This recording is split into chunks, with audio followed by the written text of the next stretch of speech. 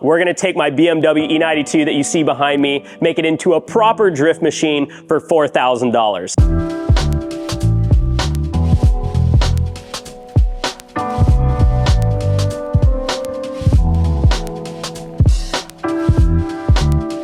This is going to be an extremely fun project for me because typically we are building cars like what you see in the back, which is my comp car for Hot Pit Auto Fest. I wanted to build an E92 that is going to be extremely budget friendly, that is also affordable to drive. We're going to keep the horsepower low, and by keeping the horsepower low, we're not going to be having to go through as many tires when we go to drive it on a track day. We just want to make it a party car, pump gas, small tire. We are going to be installing an angle kit at the very, very minimum, but as far as the rear suspension goes, we want to keep that as stock as possible. I might even put some adjustable tow rods on it. We'll see. I want to share with you the E92 as is, how much this car costed me, and the details of what it is so far. So this is a 2009 328. Sure, I could have got a 335, but I wanted a naturally aspirated engine to keep the initial cost of the car down. Has some sort of a tune. The owner didn't tell me exactly what tune he put on the motor. Also came with a full catback exhaust, set of fully adjustable coilovers,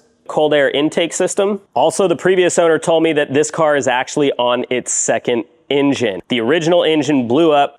He put another engine in it. That engine has 80,000 miles on it. I don't know how accurate that is, but just putting it around in the parking lot and driving it up and down the street, engine feels pretty solid. All right, so here's the answer you guys been waiting for. How much did I get this 2009 BMW E92 328 for? I actually got it for $2,500 cash from Facebook Marketplace, but he was asking $3,500 for it, and he was willing to let it go for $25,000.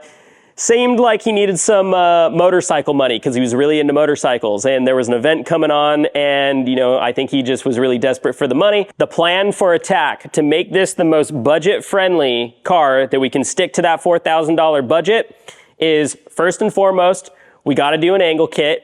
We also got to weld the diff, might even do a diff swap. We'll see if that's in the budget or not. The other thing that we didn't have to spend money on is the coilovers. Already came with coilovers, so we don't need to spend money on coilovers. We do need to install a hydraulic handbrake system, and I'm not really going to go with a dual caliper setup because that would be a little bit more expensive.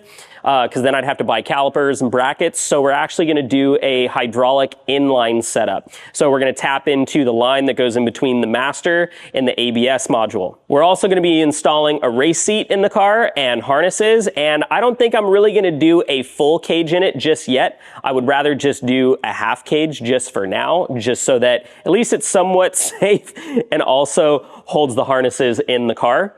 I'm definitely going to remove all the interior in the car because the interior of these cars weighs a crazy amount of weight, especially like the front seats. The front seats of these cars are just super heavy because they got all the motors and heaters and all that kind of crazy fancy stuff. Really nice, for a daily driver, but not so much when you want to actually cut down weight on a car like this. And I really want to focus on making this car as light as possible just for the simple reason that we don't have a lot of horsepower. Cheap horsepower is removing weight, obviously. Also going to be removing the stock steering wheel. We're going to put it on a racing wheel with a quick release. And of course, we're definitely going to be installing a WiseFab angle kit on the car, but we're not going to be using the Pro kit that is on my Hot Pit car, like that style.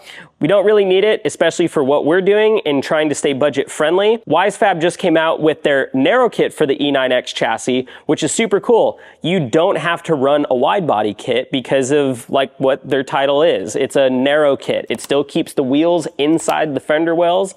You don't have to run wide body, and it's going to give you more angle than your factory suspension. Another little thing I might do just to also save weight is actually eliminate the front headlight housings. Those front headlight housings are extremely heavy because they too also have motors that move the lights back and forth, and that just adds like a bunch of unnecessary weight. There's been a cool little trick that I did on my Hot Pit Auto Fest E92 where we completely removed the headlights from the car and we just run lenses, and then we run some small little 2" by 2" headlights behind the lenses. The car also came with a little bit of a short shifter kit. I kind of don't like it. It's almost like too short, kind of like uncomfortably short. I might need to do some research, see if I can find a budget shift kit that maybe makes the lever a little bit higher.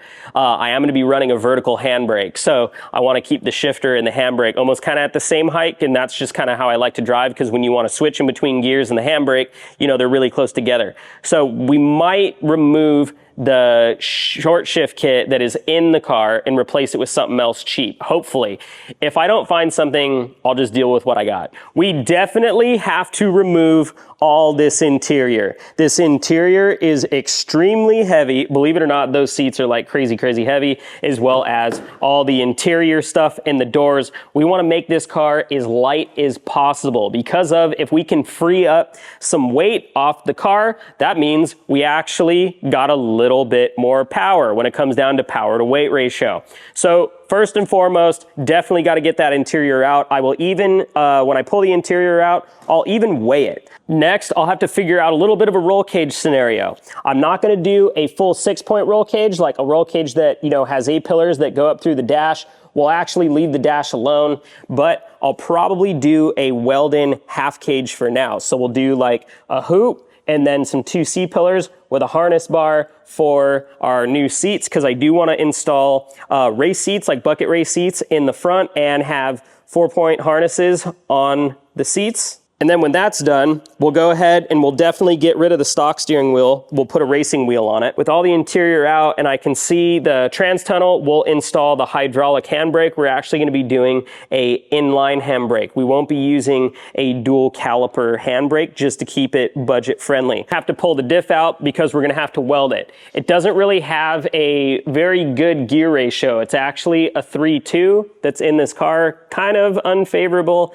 I'm going to see if I can track down like an automatic E90 diff that has an actual, a little bit more of a favorable gear ratio, which is a 3.7. Might even be able to put a 3.9 in it. We'll see what I can find. But, you know, we're going to be learning that process together. Worst case scenario, if I can't afford it, it's not in the budget, you know, definitely going to keep the 3.2 diff in there and just weld it. Might have to do a little bit of light maintenance. I'll probably put some new spark plugs in it, maybe some new ignition coils. Looks like we have a little bit of some oil leakage in the front of the block. I even saw some oil leakage kind of like under basically the intake manifold, which makes me a little bit nervous, but it's okay. We're still gonna send it.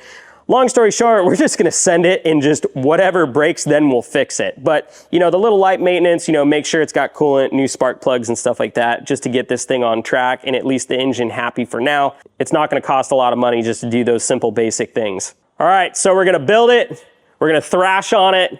Probably break it a bunch, rebuild it, probably upgrade it a bunch. You guys, you got any questions, drop a comment. Please like, subscribe if you want to follow along this build. This is definitely going to be a weekly episode build series on this Thrasher $4,000 E92, and I hope to have you guys along. Hope to see you in the next video.